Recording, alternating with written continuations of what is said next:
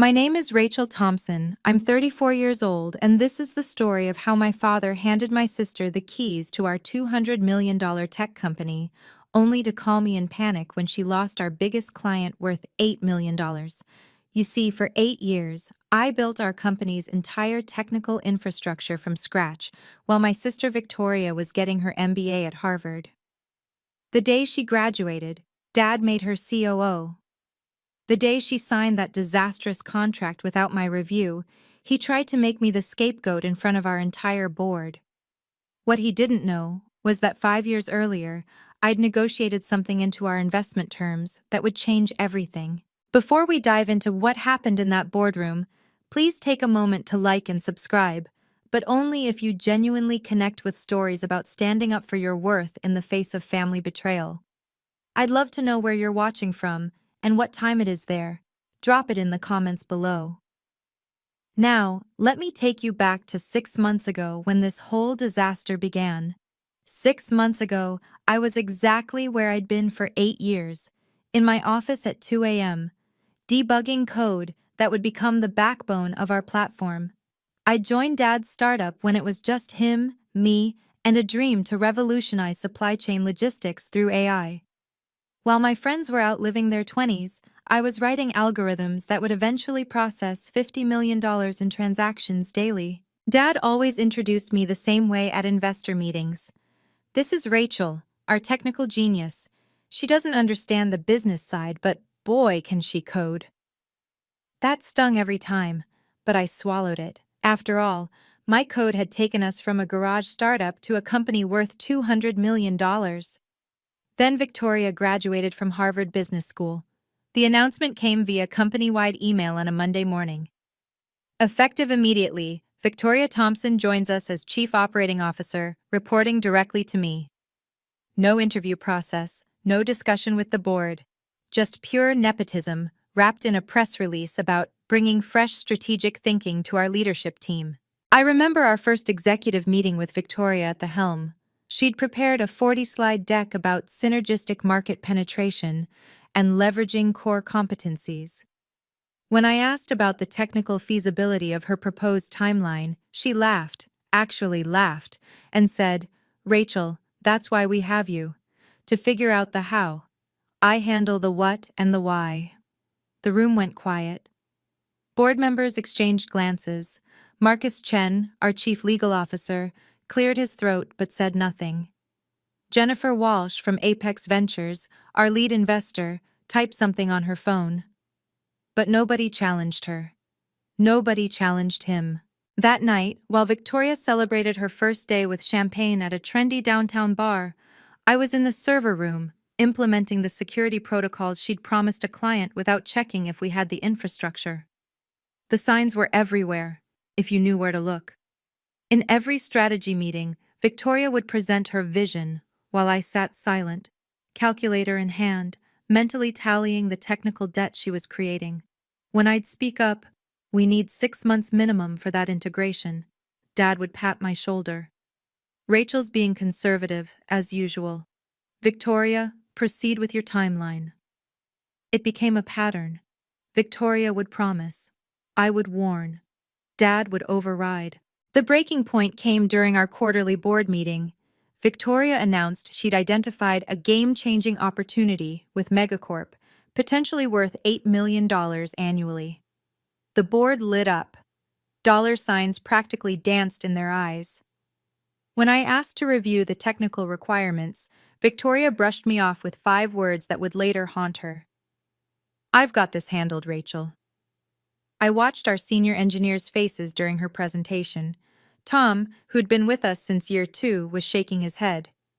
Sarah, our lead architect, was furiously scribbling notes. I could see "impossible" underlined 3 times from where I sat.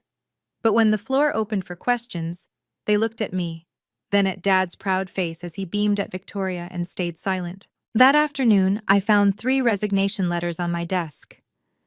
"We can't work like this," Tom's letter read, "but we know you can't fight this alone." They were right. I couldn't fight it alone. But what I could do was prepare for the inevitable disaster. That evening, I pulled out a document most people had forgotten existed, our Series B investment terms from 5 years ago. The email came at 7 a.m. on a Tuesday, marked urgent. Organizational restructuring. My coffee mug froze halfway to my lips as I read. To optimize our operational efficiency, all technical decisions will now require approval from the COO's office before implementation. Translation: Victoria would now oversee everything I did. I wasn't the only one who saw the insanity of it. Within minutes, my Slack exploded. She doesn't even know what an API is, one developer wrote. Last week she asked if we could download more RAM, another added. But the most telling message came from Marcus Chen, our chief legal officer. Rachel, we need to talk, in person, today. The meeting with Marcus was brief but loaded. He slid a folder across his desk, our original investment documents, with several sections highlighted in yellow. I'm not telling you what to do, he said carefully, but you should know your rights. Section 7.3 specifically. He paused, choosing his words like a lawyer who knew the walls had ears. Some clauses in here, people seem to have forgotten they exist. I spent that night reading every line of that document. 5 years ago, when we were desperate for Series B funding, I'd been the one to meet with investors, explain our technology, defend our valuations. Jennifer Walsh from Apex Ventures had insisted on one unusual clause, one that gave the CTO veto power over any technical commitments exceeding $5 million. You're the brain behind this operation, she told me then. This protects the company from anyone who might not understand what you've built. Everyone had forgotten about that clause. Everyone except Marcus Chen. If I stayed silent, the damage would ripple far beyond my bruised ego. Our technical team, 52 engineers I'd personally recruited, mentored, and built into one of the strongest in the industry, was already crumbling. 3 resignation letters had become 7. Our senior architects were taking calls from recruiters during lunch. The junior developers who once stayed late to solve complex problems now left at 5 p.m. sharp. Why should we care if leadership doesn't? Sarah, our lead architect, asked me point blank during our one-on-one. Victoria promised megacorp features we literally cannot build with our current infrastructure. When this explodes, who do you think will get blamed? Not the CEO's daughter. She was right. The technical team would become the scapegoats. Their reputations would be tarnished. The infrastructure I'd spent 8 years building, every carefully crafted API, every meticulously documented system, would be handed over to consultants who'd charge triple and deliver half. But it went deeper than professional pride. This company was my life's work. Every line of code contained a piece of my 20s and early 30s. While my college friends were getting married, having kids, building normal lives, I was building this. The algorithms running our core platform were my babies. The patents filed under the company name were my innovations. And then there was the uncomfortable truth about our clients. They trusted our technology because they trusted me. I'd been the face of our technical capabilities at every major pitch. My signature was on every security audit. My reputation backed every promise we made about uptime, scalability, and data protection. Marcus Chen knew this. Jennifer Walsh knew this. Hell, even some board members knew this. But admitting it would mean acknowledging that the CEO's daughter, with her fresh MBA and zero technical knowledge, wasn't qualified to oversee a technical organization. The folder Marcus had given me felt heavier each time I looked at it. Section 7.3 stared back at me, highlighted in yellow, waiting. The question wasn't whether I'd need to use it. The question was when. Your sister needs this opportunity, Rachel. Don't be selfish. Mom's words echoed through our family dinner that Sunday, the one Dad insisted we never miss. Victoria sat across from me, glowing as she recounted her week's victories to our parents. Each achievement she listed was something my team had actually delivered while she took credit in meetings. The Megacorp deal is practically signed, she announced, cutting into her steak. $8 million, can you believe it? This will put us on the map. Dad raised his wine glass. To Victoria, proving that an MBA from Harvard was worth every penny. I didn't raise my glass. Mom noticed. Later, while Victoria helped Dad with dishes, a performance of family harmony, Mom cornered me on the back porch. "I know this is hard for you," she said, not meeting my eyes. "You've always been competitive with your sister." Competitive? The word tasted bitter. "Mom, I know what you think you built," she interrupted. "But your father built this company, and he decides who runs what. Victoria is family. She deserves your support." That's when I realized the cost of silence wasn't just professional. If I let this continue, I'd lose my family's respect entirely. I'd forever be the jealous older sister who couldn't celebrate Victoria's success. The narrative was already being written, and I was cast as the villain. That night, I found another folder on my desk, slipped under my door while I was at dinner. No note, but I recognized Jennifer Walsh's handwriting on the post-it. Board Meeting Minutes, 2020, page 47. Page 47 contained the board's unanimous approval of the CTO veto clause, with every member's signature, including my father's. At the bottom, Jennifer had added one line in her distinctive handwriting. "A good leader knows when to use their power. A great leader knows why they earned it in the first place." The pieces were falling into place. The question was, would I have the courage to play them? Monday morning, 9:47 a.m. Victoria burst into the executive meeting room, practically vibrating with excitement. "I closed Megacorp!" She slammed a folder on the conference table. $8 million contract signed this morning." The room erupted in congratulations. Dad stood up, pride radiating from every pore. "That's my girl. When do we start delivery?" 6 weeks, Victoria beamed. "I promised them our full AI suite integrated with their legacy systems." My stomach dropped. "Victoria, did legal review this?" She waved dismissively. "I handle business, you handle code." "But their legacy system is COBOL-based from the 1980s. We don't have—" "Rachel," Dad's voice cut through, "your sister just landed our biggest client. Try being supportive for once." I opened my laptop, pulled up our technical specifications. "Victoria, look at this. What you promised would require a complete infrastructure overhaul. We're talking minimum 8 months, not 6 weeks." "Then hire more developers," she shrugged. "That's what the budget is for." "You can't just throw bodies at—" "Meeting adjourned," Dad announced. "Victoria, fantastic work. Rachel, I need a plan on my desk by end of day for how you'll deliver this." As everyone filed out, Marcus Chen lingered. He glanced at the contract Victoria had left on the table, then at me. His expression said everything.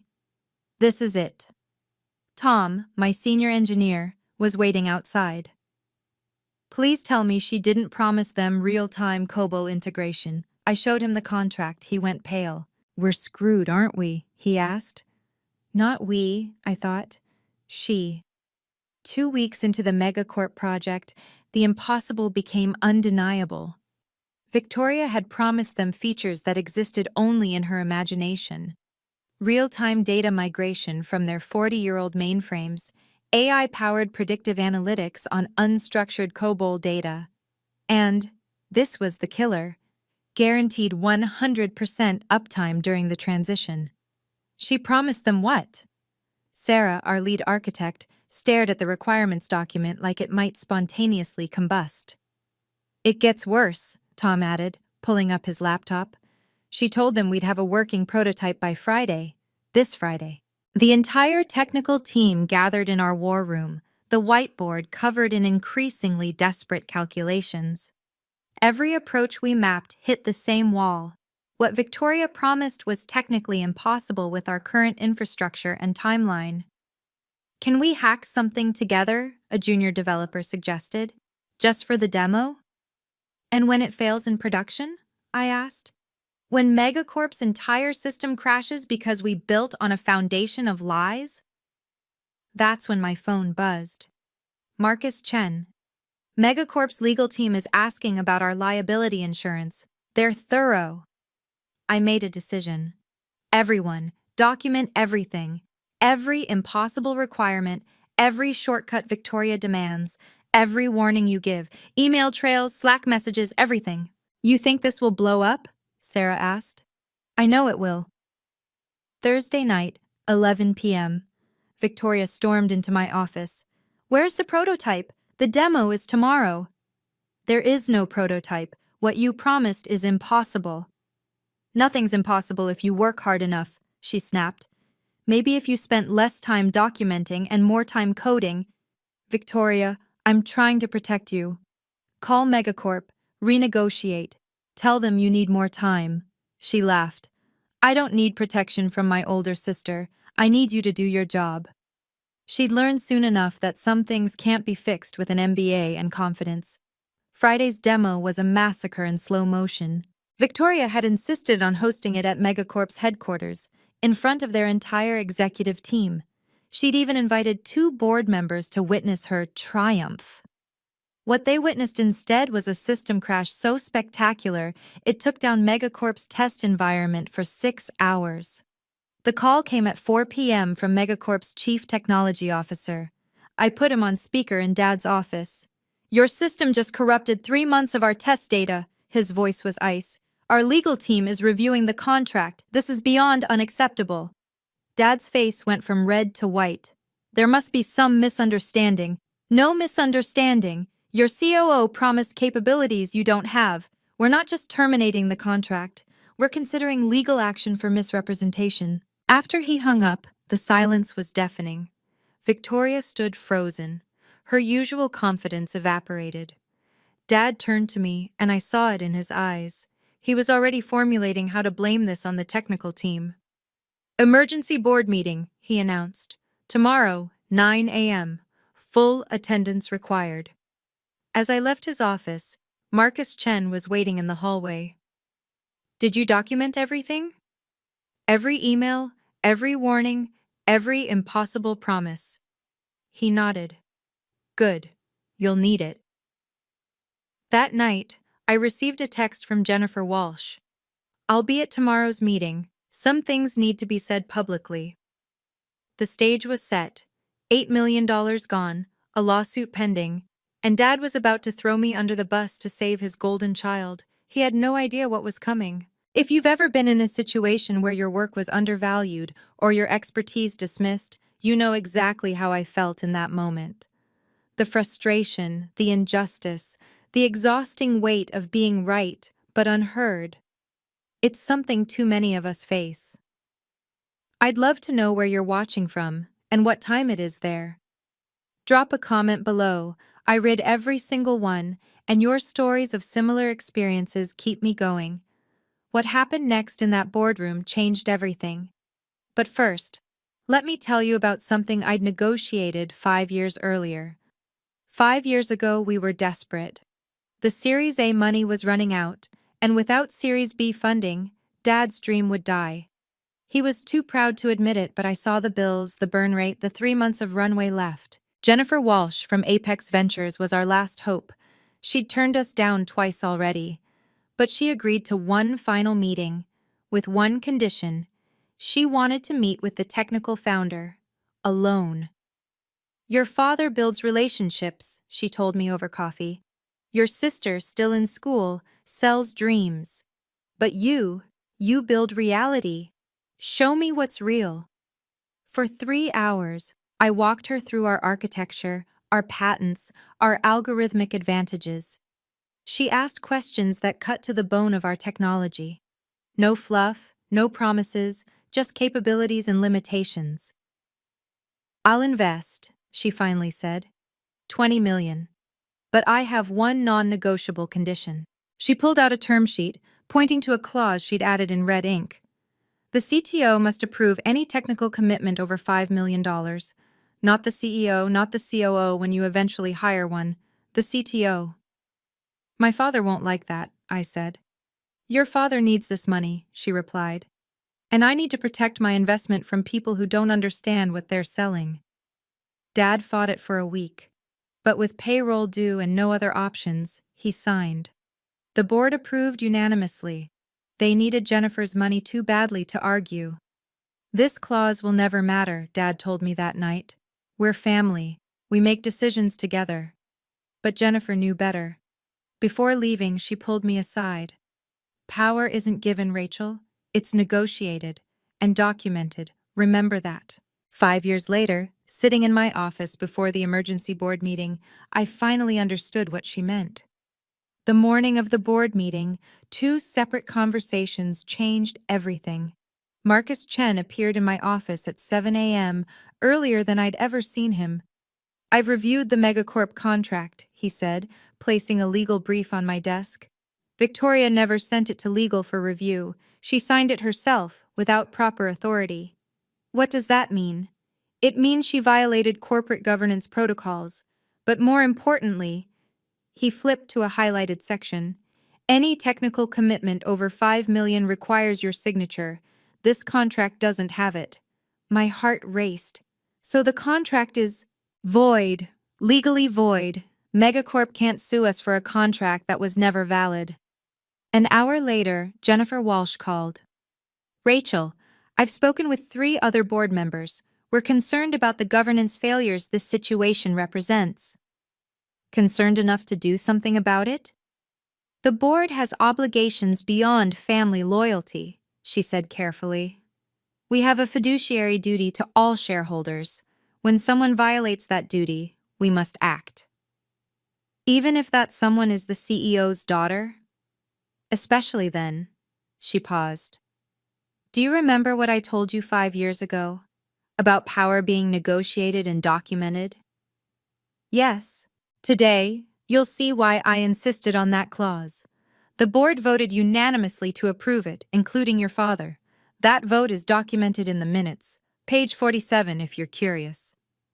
After she hung up, I sat in my quiet office, watching the sunrise over the city. In 2 hours, Dad would try to sacrifice me to save Victoria. He'd count on my silence, my family loyalty, my history of swallowing unfairness.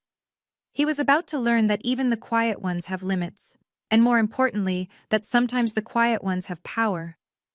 The boardroom filled quickly. 12 board members, 5 investors, 2 legal counsels, and an executive assistant furiously typing notes. The projector blazed with red text. "Megacorp crisis. 8 Miller contract terminated." Victoria entered like she was walking to her execution, her usual designer confidence replaced with visible panic. She'd prepared slides, dozens of them, each attempting to shift blame without accepting responsibility. "The technical team failed to deliver on the promises," she began, her voice shaking slightly. "Despite having adequate resources and time, they couldn't execute the integration." I sat silent, watching board members' faces. Some looked sympathetic to Victoria. Others glanced at me with what looked like pity. They all assumed they knew how this would end. "Furthermore," Victoria continued, clicking through slides of missed deadlines she'd set without consulting anyone. "There was a clear lack of communication between departments. Tom and Sarah, who'd been asked to attend, shifted uncomfortably. They'd worked 18-hour days trying to achieve the impossible. Now they were being thrown under the bus in front of everyone who mattered." "This is unacceptable," board member Richard Hayes interrupted. "How did we promise something we couldn't deliver?" Victoria's eyes darted to Dad. He stood, his CEO authority filling the room. "The failure here is systemic," Dad announced, his voice grave. "And as CEO, I must ensure accountability." My stomach tightened. Here it came. Our technical leadership should have flagged these impossibilities earlier. They should have prevented this contract from being signed. "But Robert," Jennifer Walsh interjected, "didn't Victoria sign this contract?" "With the expectation that our CTO would ensure technical feasibility," Dad replied smoothly. "That's her job." The room turned to me, 17 pairs of eyes, waiting for my defense or my resignation. Marcus Chen was checking his phone, his expression carefully neutral. The trap was set. "As CEO, I must hold our CTO accountable for this failure," Dad continued, his voice heavy with manufactured disappointment. "Rachel had multiple opportunities to review this contract, to raise concerns, to prevent this disaster." "I did raise concerns," I said quietly, "multiple times. In writing." Dad's jaw tightened. Concerns aren't enough when $8 million is at stake. You should have escalated. To whom? You dismissed every technical concern I raised. This isn't about finger pointing, he said, though that's exactly what it was. This is about accountability. The technical team, under your leadership, failed to deliver. Board member Richard Hayes leaned forward. Robert, what are you proposing? Dad straightened his tie, a tell he had when delivering bad news. Given the magnitude of this failure and the potential legal ramifications, I believe we need new technical leadership. Gasps rippled through the room. Tom and Sarah looked murderous. Even some board members seemed shocked at the boldness of the scapegoating. Victoria finally spoke, her voice small. Maybe we should discuss this as a family first. This is beyond family, Dad cut her off. This is about the company's survival. Marcus Chen kept glancing at his phone, then at me, then at Jennifer Walsh. Something passed between them, a silent communication I couldn't read. So you're asking Rachel to resign? Jennifer Walsh's voice was dangerously calm. I'm asking her to do what's best for the company, Dad replied. To take responsibility. The words hung in the air like a challenge. Everyone waited for my response. Would I fight? Would I cry? Would I simply accept my fate like I'd accepted every other injustice? Marcus Chen stood up. Before Rachel responds, he said, pulling out a thick folder, I need to present something to the board. Marcus, this isn't the time, Dad started. Actually, Robert, this is exactly the time. Marcus's voice carried an authority I'd never heard before. Before we discuss anyone's resignation, the board needs to understand the full situation. Dad's face reddened. The situation is clear. We lost $8 million due to technical incompetence. No, Marcus said firmly. We lost $8 million due to a contract that should never have been signed. He opened his folder, pulling out documents. Victoria, did you send this contract to legal for review? Victoria's face went pale. It was time-sensitive. Yes or no? No. Did you consult with the technical team about feasibility? Rachel was busy. Yes or no? No. The board members were leaning forward now, sensing a shift in the room's dynamics. Robert, Marcus continued, turning to my father, as CEO, did you review this contract before Victoria signed it? I trusted my COO's judgment, Dad said, but his voice had lost its earlier authority. So neither you nor legal nor technical reviewed an $8 million contract? Board member Hayes asked, incredulous.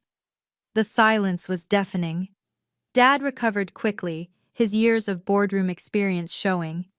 Regardless of the process failures, the fact remains that our CTO should have prevented this. Rachel, he turned to me, his eyes holding a warning. For the good of the company, I'm asking you to step down. The words hit like a physical blow, even though I'd expected them. My own father, publicly demanding my resignation for his favorite daughter's mistake. Jennifer Walsh started to speak, but Marcus held up his hand. There's one more thing the board needs to know, he said, flipping to a specific page in his folder. Section 7.3 of our Series B investment terms. Dad went absolutely still. Marcus Chen's voice filled the boardroom with the measured cadence of a prosecutor presenting evidence. Section 7.3 of our Series B investment terms, approved unanimously by this board 5 years ago, states, any client commitment, technical specification, or contract exceeding $5 million in value requires the explicit written approval and signature of the Chief Technology Officer. The room went silent. You could hear the air conditioning humming. Marcus continued, this $8 million contract with Megacorp bears Victoria Thompson's signature as COO. It bears Robert Thompson's signature as CEO. He paused, looking directly at me. It does not bear Rachel Thompson's signature as CTO. That's a technicality, Dad started. It's not a technicality, Marcus interrupted. It's a legally binding governance requirement. This contract is void. It has been void from the moment Victoria signed it. Board member Hayes grabbed the document, scanning it rapidly. This is real? This clause exists? Page 47 of the board minutes from our Series B funding round. Jennifer Walsh spoke up, producing her own copy. We voted on it unanimously. Robert, you voted yes. You signed this. Victoria's hands were shaking. I didn't. Nobody told me about this clause. It's in the corporate governance handbook, Marcus said. The one every executive is required to read and sign acknowledgement of. Victoria, did you read it? I was going to. The board members were now passing the documents around, their expressions shifting from confusion to understanding to something approaching anger. So, you're telling us, Richard Hayes said slowly, that not only was this contract signed without proper review, but it was signed without the legal authority to do so? Correct, Marcus confirmed. Megacorp has no grounds to sue us. The contract was never valid. The liability sits entirely with the individual who exceeded their authority, not with the company. Dad's face had gone from red to white. He was looking at me with an expression I'd never seen before, fear mixed with dawning comprehension. You knew, he whispered. You knew this would happen. Jennifer Walsh stood, her presence commanding the room's attention. I need to add some context the board should understand. 5 years ago, when Apex Ventures led the Series B round, I insisted on this clause. Does anyone want to know why? The room waited, tension thick. Because I'd watched 3 other portfolio companies fail when non-technical executives made technical promises they couldn't keep. I invested $20 million in this company, not in Robert's relationships, not in Victoria's MBA, but in the technical infrastructure Rachel built. She turned to the board. We all knew Rachel was the technical genius behind this company. We also knew she was being sidelined in favor of family politics. This clause was our insurance policy. You set us up, Victoria said, her voice cracking. No, Jennifer replied sharply. You set yourself up. You had 6 months as COO to learn the governance requirements. You chose not to. You had Rachel available to review the contract. You chose not to consult her. You had legal available. You ignored them too.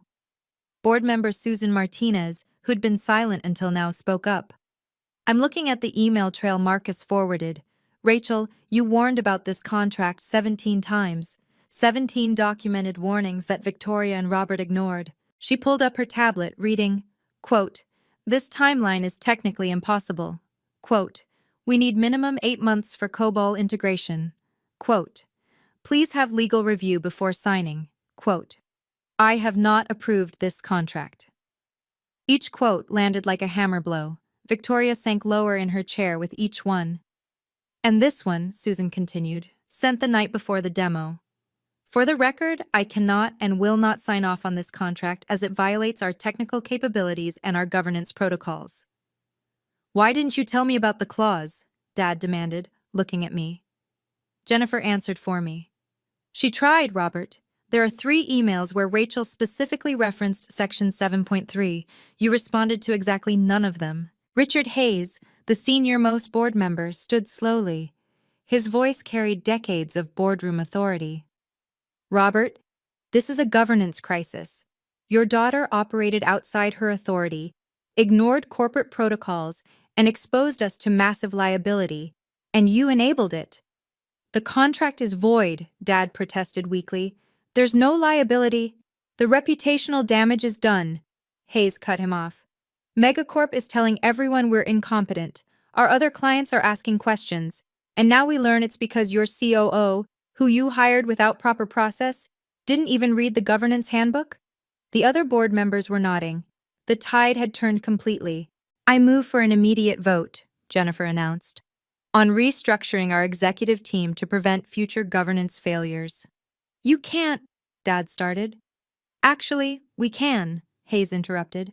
Section 4.2 of the corporate bylaws. The board has full authority to restructure in cases of fiduciary breach. Victoria found her voice. This is Rachel's fault. She should have stopped me. The room turned to her in disbelief. She tried to stop you. Tom, my senior engineer, spoke for the first time. We all did. You told us you didn't need technical input. You told us you handled the business side. Sarah added, "We have recordings of the meetings where you dismissed our concerns. Should we play them?" Marcus Chen pulled up one final document. "There's one more thing. Given that the contract was signed without proper authority, Victoria may be personally liable for Megacorp's damages, not the company." Victoria's face went white. "What?" "When you exceed corporate authority, you lose corporate protection," Marcus explained. "That's Corporate Law 101. Didn't they teach that at Harvard?" The boardroom was dead silent, except for the sound of Victoria's sharp intake of breath. Jennifer looked at me. "Rachel, you've been very quiet. What do you think should happen here?" "Sometimes power isn't about being the loudest voice in the room. It's about knowing your worth, documenting your value, and understanding the rules better than those who try to bypass them." If this story resonates with you, if you've ever had to stand up for your expertise against family politics or office favoritism, please subscribe. I share these stories because I know how isolating it can feel when you're fighting these battles alone. Now, let me tell you how I handled this moment when everyone was waiting for my response, and why I chose professional grace over personal revenge. Every eye in the room focused on me. This was my moment for revenge, to demand Victoria's termination, to watch Dad squirm. The old Rachel might have stayed silent. The bitter Rachel might have gone for blood. But I wasn't either of those anymore. "I don't want my sister fired," I said calmly. "I want governance that protects our company's future." The room stirred, surprised. "Rachel?" Jennifer started. "Let me finish," I continued, standing for the first time. "Victoria made a mistake, a costly one, but she made it because our system allowed it. Because we've been operating on relationships instead of rules, on favoritism instead of expertise." I pulled out my laptop, connecting it to the projector. "I've prepared a restructuring proposal, not out of vengeance, but out of necessity." The slide appeared. Technical Governance Framework. First, all technical commitments require technical review, no exceptions. Second, the COO and CTO roles must have clearly defined, separate responsibilities. Third, any executive who signs contracts outside their authority faces immediate review. "That's reasonable," Hayes nodded. "Fourth," I continued, looking at Victoria, "the current COO enters a 6-month technical training program. She learns our systems, our capabilities, our limitations. She shadows the technical team. She earns her authority through knowledge, not nepotism." Victoria's eyes widened. It wasn't termination, it was education. Fifth, I turned to Dad. "The CEO reports to the board monthly on all contracts over 1 million. Full transparency. No more surprise announcements." Dad's jaw clenched, but he nodded slightly.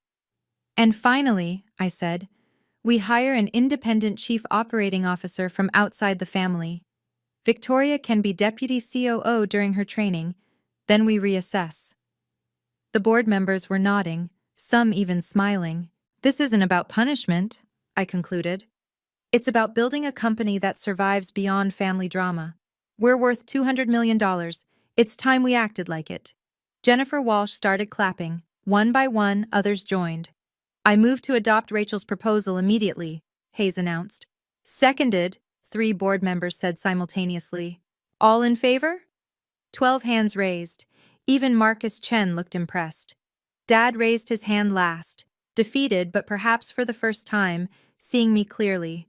The vote was unanimous. 12-0. The restructuring would take effect immediately.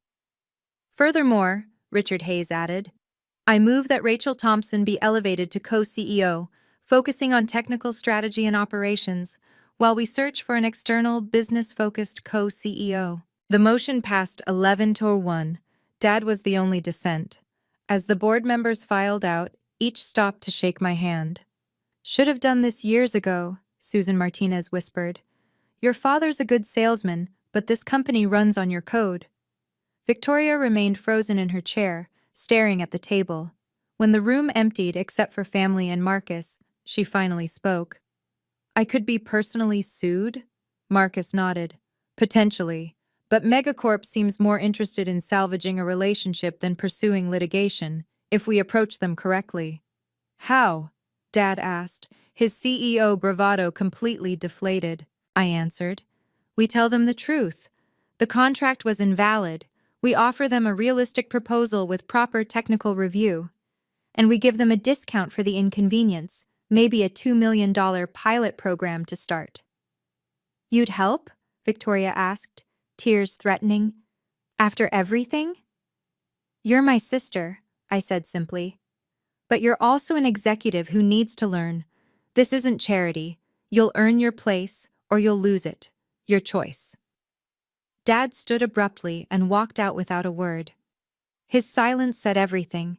His golden child had failed, his scapegoat had become his equal, and his empire now had boundaries he couldn't cross. Marcus gathered his papers. Rachel, I'll need you to review all contracts from the last 6 months. Make sure there are no other surprises. Already done, I said, sliding him a folder. 3 need renegotiation. 2 are fine. 1 should be terminated. He smiled, the first real smile I'd seen from him. You've been preparing for this. For 5 years, I admitted. As Marcus left, Victoria and I sat alone in the boardroom where she'd been crowned princess 6 months ago and dethroned today. I'm sorry, she whispered. I know, I replied. But sorry isn't enough anymore. Tomorrow you start shadowing my team. 8 a.m. sharp. Dress code is jeans and ready to learn. She nodded, gathering her things. At the door, she paused. Rachel, thank you for not destroying me. You're welcome. Don't make me regret it. Within 48 hours, the company transformation was remarkable. The 3 senior engineers who'd submitted resignations withdrew them. Tom actually smiled for the first time in months. Finally, he said, someone who understands code is calling the shots. Victoria showed up to her first technical training session in jeans and a Harvard t-shirt, a humbling uniform for someone used to designer suits. Sarah, our lead architect, didn't go easy on her. This is a database, Sarah explained with barely concealed satisfaction. Not a magic box where data lives. You need to understand how it works. Before you promise clients we can migrate their entire history in 2 weeks. To Victoria's credit, she took notes, lots of them. The real surprise came from Megacorp. Their CTO, David Chen, no relation to Marcus, called me directly. We heard about your boardroom coup, he said. Honestly, we're relieved. We knew something was off when Victoria couldn't answer basic technical questions. We'd like to salvage this relationship, I offered. So would we. Your technology is solid, Rachel. It was the promises that were fantasy. Send me a real proposal, what you can actually deliver, and we'll start with a pilot. 2 weeks later, we signed a $2 million pilot program with Megacorp. Victoria wasn't allowed near it. The most telling change came from our employees. The engineering team's Glassdoor reviews jumped from 2.8 to 4.6 stars in a month. One anonymous review read, "Finally, someone who writes code is making decisions about code." But the email that meant the most came from Jennifer Walsh. This is why I insisted on that clause 5 years ago. Not to protect my investment from your family, but to protect your brilliance from being buried under their ambition. The company is finally in the right hands. Sunday family dinners became exercises in careful navigation. The first one after the board meeting, Dad didn't show up. He's not feeling well, Mom said, though we all knew the truth. His pride was wounded, perhaps fatally. Week 2, he appeared, but didn't speak to me directly. He talked around me, through Mom, like I was a ghost at the table. Tell Rachel the mashed potatoes are good, he'd say while I sat 3 feet away. Victoria, meanwhile, was transforming. The Harvard MBA swagger had been replaced with genuine curiosity.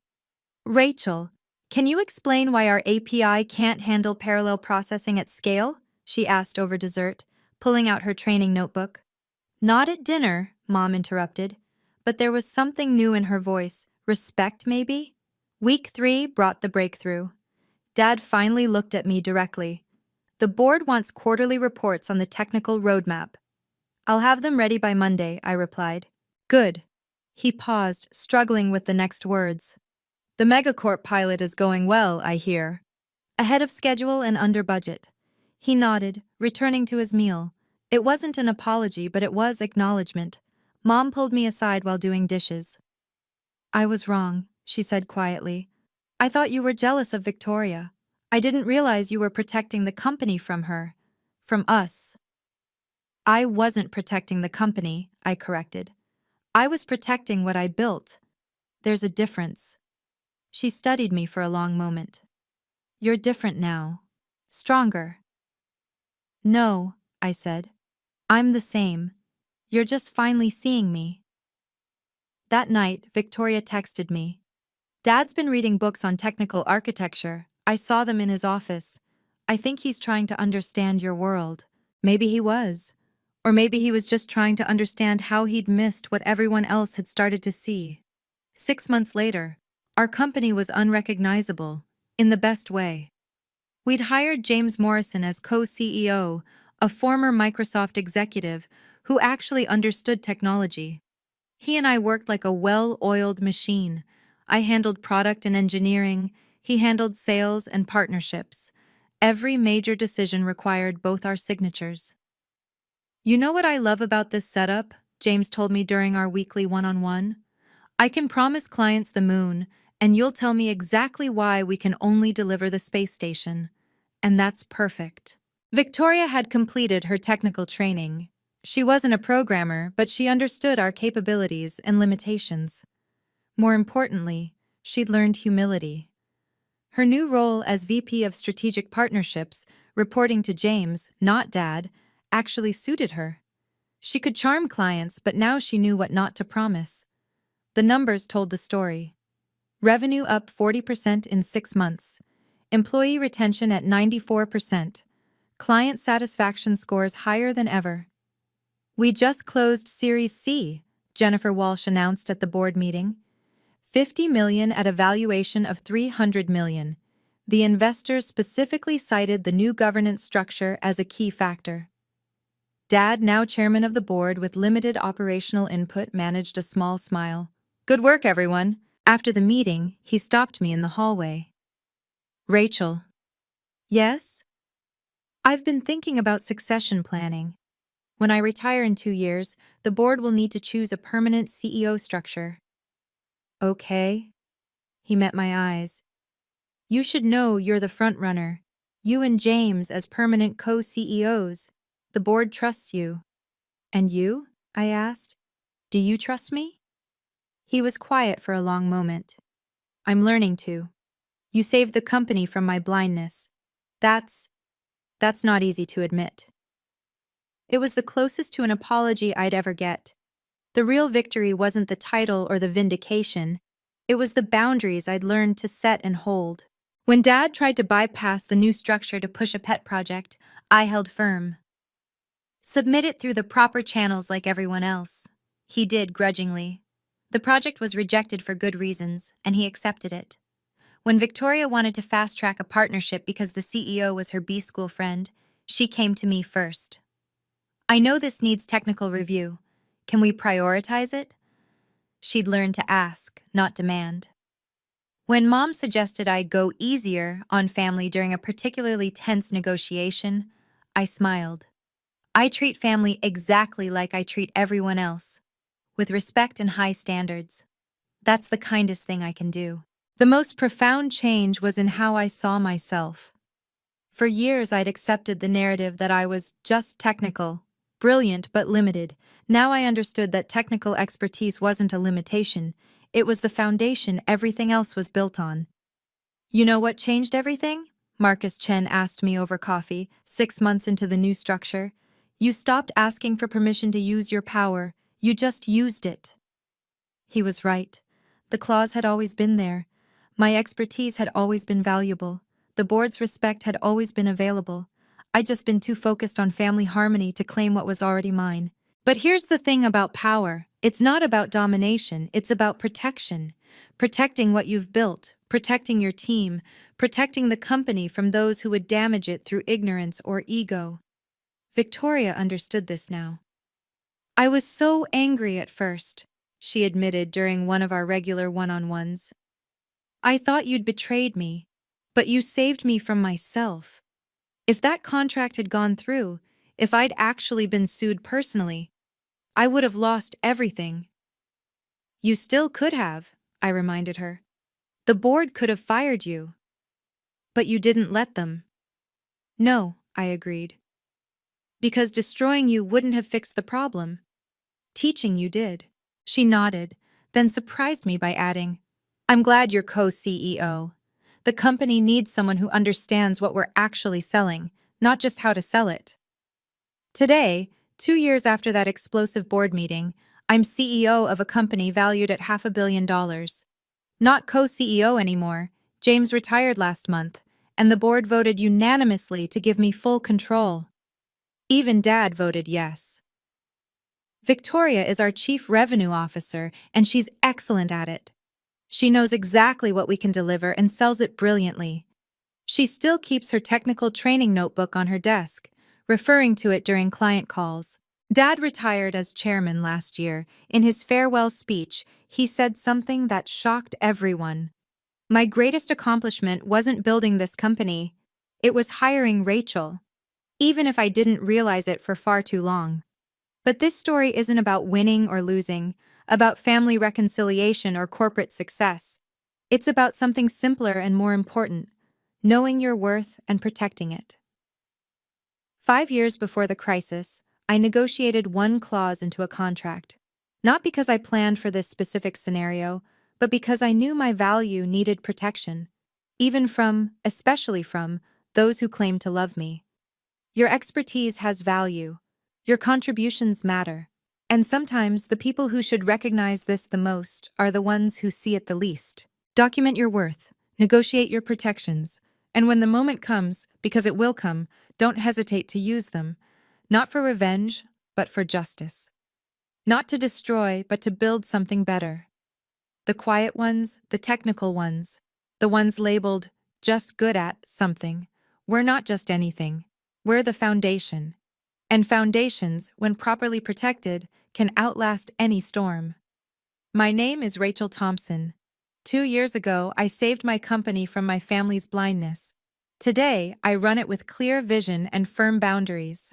Tomorrow? Tomorrow, I build what I was always capable of building, just now with the authority to match my ability. This story isn't unique. Every day, talented people are overlooked, undervalued, and scapegoated by those who should champion them. If you've lived this, you're not alone. Comment: boundaries. If you've ever had to stand up to family in business, share your story. I read every comment and often respond. If this resonated with you, please subscribe and hit the notification bell. I share these stories because someone needs to hear that their expertise matters, their boundaries are valid, and their quiet power is real. Thank you for listening. Until next time, remember, document your worth, protect your value, and never apologize for knowing your power.